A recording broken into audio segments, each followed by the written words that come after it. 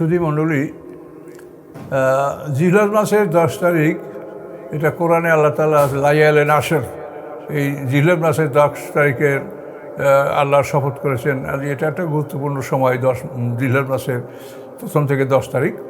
বিভিন্ন রকমের ইবাদত বন্দেগী এটা মানুষ করবে, আমরা করব। কিন্তু এখানে বিশেষ ইবাদত হচ্ছে যে এটা হজের মাস। তো এখানে যারা হজ করবে তারাই এই বিশেষ ইবাদতের মধ্যে লিপ্ত, আর আমরা যারা বাইরে আছি তারা যতদূর সম্ভব টুকটাক সুন্নত নফল ইবাদতগুলি আমরা করব, এটা আমাদের কাজ। কিন্তু এগুলি নিয়ে আমরা বাড়াবাড়ি যেন না করি। জিলহজ মাসের রোজা হলো, আমরা যারা আফাকি অর্থাৎ মিকাতের বাইরে যারা আমরা বসবাস করছি, তো আমরা হজের উদ্দেশ্যে রওনা করলে আমরা একই সঙ্গে হজ এবং ওমরা দুইটা নিয়ত করি, যার জন্য এটাকে বলা হয় কিরান। বা আবার এই দুইটার মধ্যে যদি আমরা এহরাম ভঙ্গ করি সেটা হবে তামাত্তু। এই কিরান বা তামাত্তু মানে একই সঙ্গে দুইটা নিয়ত, ফরজ হজ এবং ওমরা হজ, নফল হজ, এই দুইটা নিয়ত একসঙ্গে করার কারণে আমাদেরকে একটা দম দিতে হবে। তো এটা দমের শুকুর। তো এই দমটা দেওয়া ওয়াজিব। তো এইটা যদি কেউ না দিতে পারে তখন আল্লাহ তাআলা কোরআন পাকে বলছেন, তো ফামান লাম ইয়াজিদ ফাসিয়ামু সালাসাতি আইয়ামিন, যে এই কোরবানি সংগ্রহ করতে পারে না সে 3টা রোজা রাখবে হজের মধ্যে, সাবাতিন ইযা রাজাতুম, এবং 7টা রোজা রাখবে হজ থেকে ফেরার পরে, এই 10টা রোজা রাখবে। তো এই রোজাগুলি হচ্ছে হজের বিষয়, যে সে হজ করছে এবং সে আফাকি অর্থাৎ মিকাতের বাইরে বসবাস করছে, কাজে একই সঙ্গে সে হজ এবং ওমরা দুইটা নিয়ত করছে, এই জন্য তাকে একটা দম দিতে হবে। দম যদি দিতে না পারে সে 10টা রোজা রাখবে। তো এই রোজার সাথে তো আমাদের কোনো সম্পর্ক নেই। আমরা যদি এমনি নফল রোজা রাখি তো বছরে 5 দিন রোজা রাখা হারাম, এছাড়া যে কোনো দিনই আপনি রোজা রাখতে পারেন, সব পাবেন। এই কোরবানির 4 দিন 10, 11, 12, 13 তারিখ কোরবানি নেই, কারো হচ্ছে আইয়ামে তাশরিকের মধ্যে পড়ছে। তো এইখানে 10, 11, 12, 13, তো এই 4 দিন রোজা রাখা হারাম। আর হলো ঈদুল ফিতরের দিন, শাওয়াল মাসের 1 তারিখ, এই 5টা দিন রোজা রাখা হারাম। তো এই 5টা দিন রোজা রাখবেন না। এছাড়া সারা বছরে আপনি ইচ্ছা করেন, যখন ইচ্ছা করেন তখনই রোজা রাখতে পারেন। রোজা রাখলে আপনি সব পাবেন। আরাফাতের দিনে রোজা রাখলে আপনি রাখতে পারেন।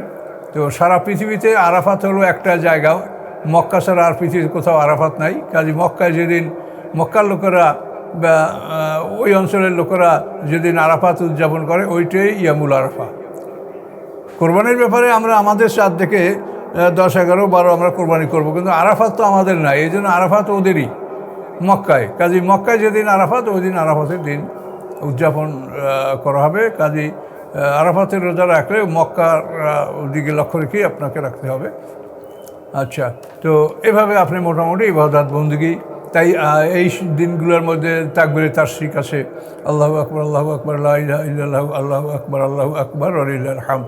এই তাকবীরে তাশরিক আপনারা 9 তারিখ থেকে 13 তারিখের আসর পর্যন্ত পড়বেন। জামাতে যারা নামাজ পড়ার জন্য ওয়াজিব, অন্যরাও সুন্নাত মুআক্কাদা, এবং নামাজের বাইরেও আপনি এটা পড়লে আপনি সওয়াব হবে। এগুলি বিভিন্ন ইবাদত বন্দেগী আপনি করতে পারেন।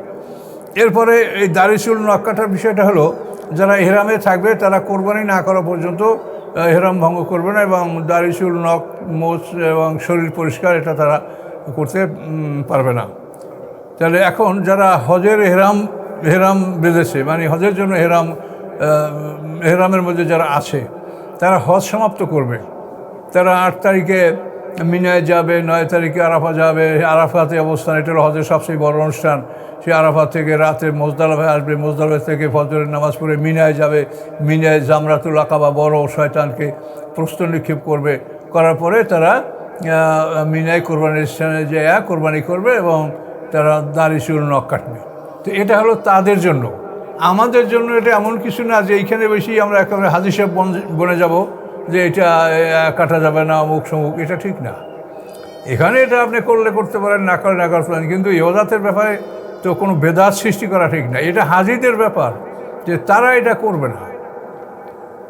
এখন আপনি যদি এটা না করেন, সেটা আপনি মোস্তাহাব সব হইতে পারে যে আপনি এটা অনুকরণ করলেন, কিন্তু এটার উপরে বাধ্যবাধকতা বা এটার উপরে ওয়াজ করা বা এটার উপরে মানুষকে আদেশ করা এবং সবাই মনে করবে যেটা করতেই হবে, এ পর্যায়ে নিয়ে যাওয়া কিন্তু এটা ঠিক হবে না।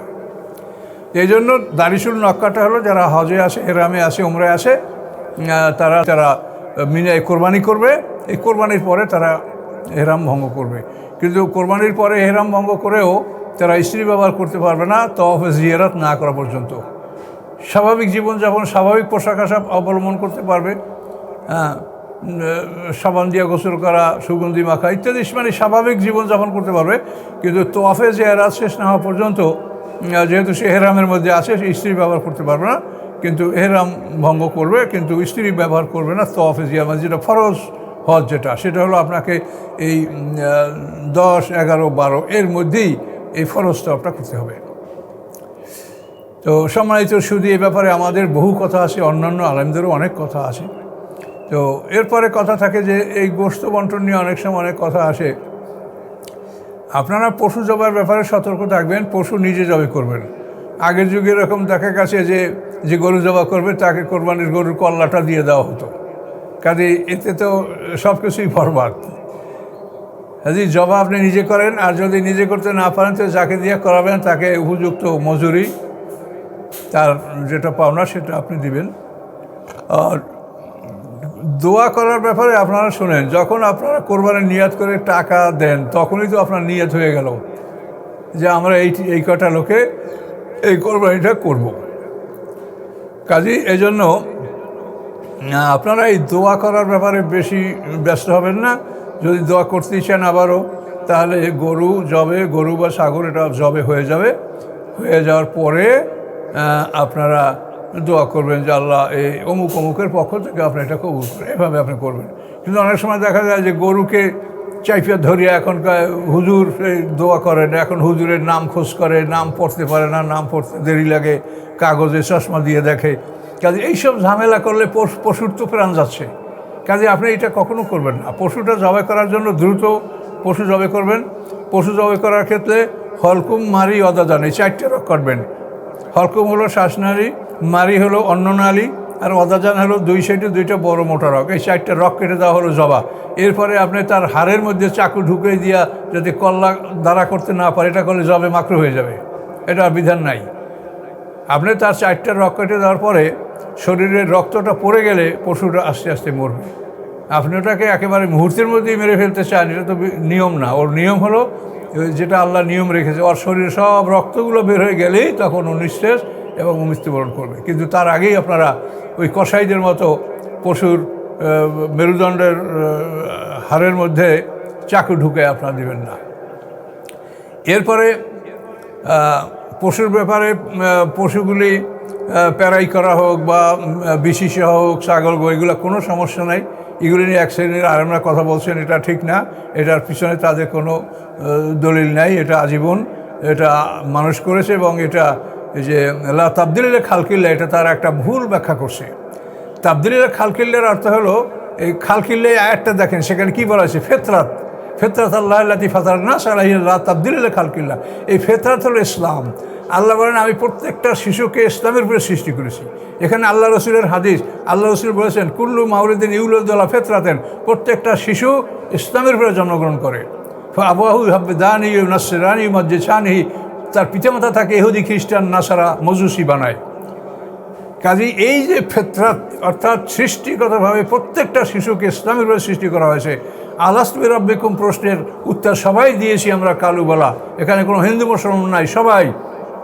এই যে ফেতরাত অর্থাৎ ইসলাম, আল্লাহ বলছেন এই ইসলামকে তোমরা পরিবর্তন করো না, যেরকম তোমরা তোমাদের পিতামাতায় সন্তানদেরকে ইহুদি, খ্রিস্টান, নাসারা, মজুসি বানায়। কাজে এইটা হলো ফেতরাতের পরিবর্তন। যে লা তাবদিলা খালকিল্লাহ বলতে এই ফেতরাত বা ইসলামের পরিবর্তন ঘটাতে আল্লাহ নিষেধ করেছেন। ছাগল তোলাবেন না, তাহলে তো এটা অসুন্দর হবে। আপনি নিজে কেন সৌন্দর্য অবলম্বন করেন? দাড়ি, মোষ, নখ এগুলো আপনি কেন কাটেন? এগুলো তো সব ফেতরাত, এগুলো তো সব আপনার মধ্যে জন্মগতভাবেই আসে। খতনা কেন করেন? এটা তো ফেতরাত। আপনি খতনাবিহীন অবস্থায় আসেন, তাহলে এটা কত বড় অসুন্দর। একটা মানুষ তো জানোয়ারের মতো দেখাবে যদি মানুষ এই দাড়ি, চুল, মোষ, গোপগুলো সুন্দর করে না রাখে, তাহলে এটা তো সিংহের মতো দেখাবে, মানুষের মধ্যে দেখাবে এটা। তাহলে এগুলোকে আপনারা ফিতরাত বলেন বা এগুলোকে বলেন পরিবর্তন, এটা তো বলা ঠিক না আপনাদের। আপনি 2টা ছাগল, একটা বকরি 2টা বাচ্চা প্রসব করছে, 2টাই পাঠা। এখন একটাকে আপনি প্যারাই করবেন, খাসি করবেন, ক্যাস্ট্রেট করবেন, আর একটা করবেন না। এই 2টাকে পাশাপাশি রাখলে দেখবেন যে কোনটা সুন্দর দেখায় বলেন তো আপনি? যেটা প্যারাই করেন না সেইটা সুন্দর দেখায়, না যেটাকে আপনি প্যারাই করেছেন সেইটা সুন্দর, গোস্ত মানে চেহারা, তার আদব আখলাক, এই সব কিছুতে সুন্দর কি যেটাকে আপনি প্যারাই করেছেন সেটা। তো এটা তাবদীলে খালকিল ওয়াত, এটা বোঝানো হয়নি। কাজে আপনারা কোরআনের অপব্যাখ্যা করেন না, আপনারা দেখেন। আমি তো বলছি, আপনি কোরআন থেকেই বলছি, আপনারা দেখে নেন যে তাবদীলে খালকিল্লা বলতে এটা প্যারাই করার খতনা করা না। তাবদীলে খালকিল্লা হচ্ছে দিন, যে দিনের উপরে আল্লাহ তাআলা প্রত্যেকটা কুল্লু মাউলুদিন ইউলাদু আলা ফিতরাতিন, আল্লাহ রাসূল হাদিস, বিখ্যাত হাদিস, যে সমস্ত সন্তানগুলি ইসলামে জন্মগ্রহণ করে, এই ইসলাম থেকে তাকে তার পিতামাতা ইহুদি খ্রিস্টান নাসারা বানায়। এইটা তাবদীল, এইটা বদল, এইটা করতে আল্লাহ নিষেধ করেছে।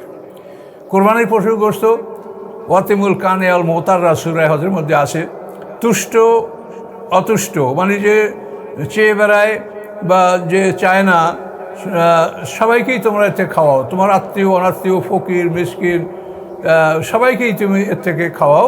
এখন সেটা তোমার ইচ্ছে মতো, তুমি যতটুকু মনে করবে ততটুকু খাওয়াবে। সেখানে কোনো আইন নাই যে তোমাকে 3 খাওয়াতে হবে, অর্ধেক খাওয়াতে, এরকম কোনো বিধান নাই। এটা হলো তোমার কোরবানি, তুমি তোমার হস্তগত হবে। তারপর তুমি তার থেকে তুমি যা নিজে খাবে খাও, আত্মীয় স্বজনকে দিবে দাও, ফেকুল মিসকিনকে দিবে দাও, যা দিবে তো দিবে। তো এক জায়গায় জমা করো, আবার ভাগ করো, এটা হলো একটা মানে এটা কী বলবেন, এটা কি কাজ আপনি বলতে পারেন? এটা তো একটা মানে ভণ্ডামি। আপনি এক জায়গায় দিলেন, দান করলেন, আবার সেই দান ফিরিয়ে আনলেন, এটা কেমন কথা বলেন? দান করলে সেই দান কি মানুষ ফিরিয়ে আনে? আর তা আপনারা এই সমস্ত কুসংস্কার সমাজে আছে, এগুলো বন্ধ। কোরবানির মাংস যার কোরবানি সে দিয়ে, তারপরে তার গোশত সে যেমন ইচ্ছে তেমন সবাইকে দিবে।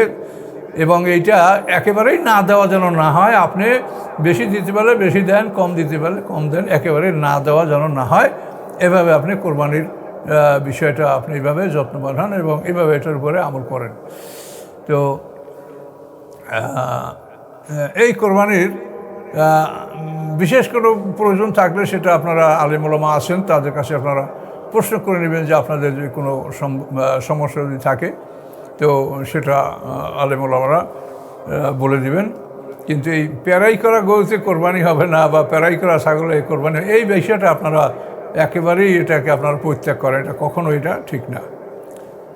পৃথিবীতে দেখেন, এই আধুনিক পদ্ধতিতে যদি সব কিছু করানো হয়, যেটা তাবদীলে খালকিলে তো আপনারা বলছেন, এই তাবদীল যদি না হয়, তাহলে আমার জীবনে আমি দেখছি যে 1 বিঘা জমিনে যদি 10 মণ ধান হয়, সেটার জন্য আমরা মানে একবারে গোল্ডেন, এর চাইতে আর সিরিয়াস বা এর চাইতে আর মানে আয় বা বড় উৎপাদন আর কিছু নাই, 10 মণ ধান।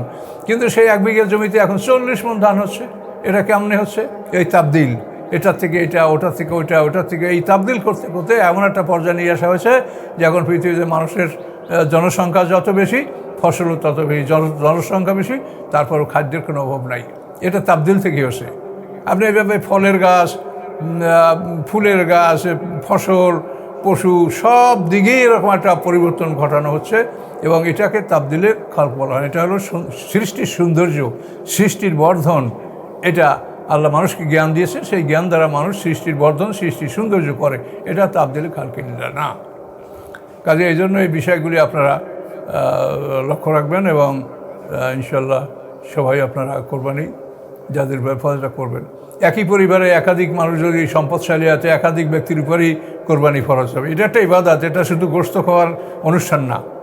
যার সম্পদ আছে তার সম্পদ এসে জাকাত দেবে, কোরবানি করবে।